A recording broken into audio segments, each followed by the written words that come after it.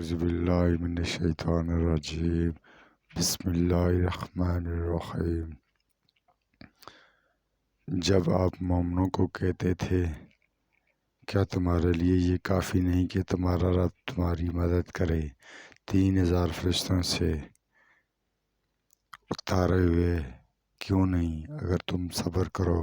اور پرہیزگاری کرو اور وہ تم پر فوراً چڑھ آئیں تو تمہارے رب یہ تمہاری مدد کرے گا 5000 نشان زدہ فرشتوں سے، اور یہ اللہ نے صرف تمہاری خوشخبری کے لیے کیا اور اس لیے کہ اس سے تمہارے دلوں کو اطمینان ہو، اور انہیں مدد مگر صرف اللہ کے پاس سے ہے جو غالب حکمت والا ہے، تاکہ وہ ان لوگوں کے ایک گروہ کو کاٹ ڈالیں جنہوں نے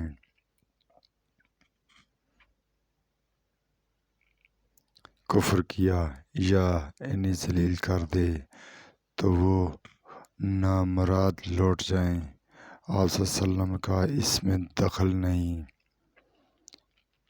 کچھ بھی، خواہ اللہ ان کی توبہ قبول کرے یا انہیں عذاب دے، کیونکہ وہ ظالم ہیں، اور اللہ ہی کے لیے جو آسمانوں میں ہے اور جو زمین میں ہے، اور جس کو چاہے بخش دے اور عذاب دے جس کو چاہے، اور اللہ بخشنے والا مہربان ہے۔ اے ایمان والو، نہ کھاؤ سود دگنا چگنا، اور اللہ سے ڈرو تاکہ تم فلاح پاؤ، اور ڈرو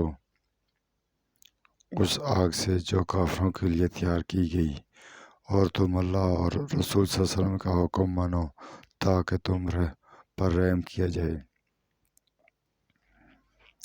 اور دوڑو اپنے رب کی بخشش اور جنت کی طرف جس کا عرض آسمان اور زمین کے برابر ہے، تیار کی گئی ہے پرہیزگاروں کے لیے جو خرچ کرتے ہیں خوشحالی اور تکلیف میں، اور پی جاتے ہیں غصہ اور معاف کر دیتے ہیں لوگوں کو، اور اللہ دوست رکھتا ہے احسان کرنے والوں کو۔ اور وہ لوگ جو کوئی بے حیائی کریں یا اپنے تئیں کوئی ظلم کر بیٹھیں تو وہ اللہ کو یاد کریں، پھر اپنے گناہوں کے لیے بخشش مانگیں، اور کون گناہ بخشتا ہے اللہ کے سوا، اور جو انہوں نے کیا اس پر نہ اڑیں،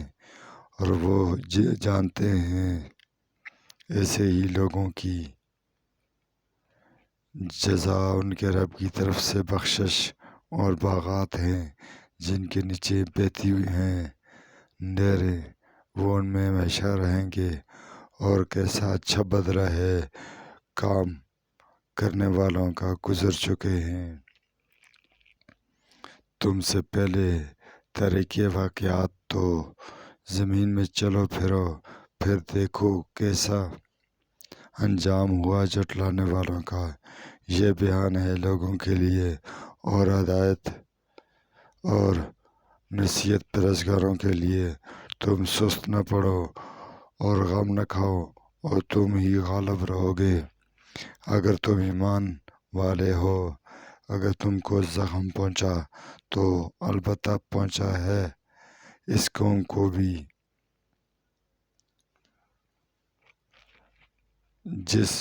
اس جیسا ہی زخم، اور یہ دن ہیں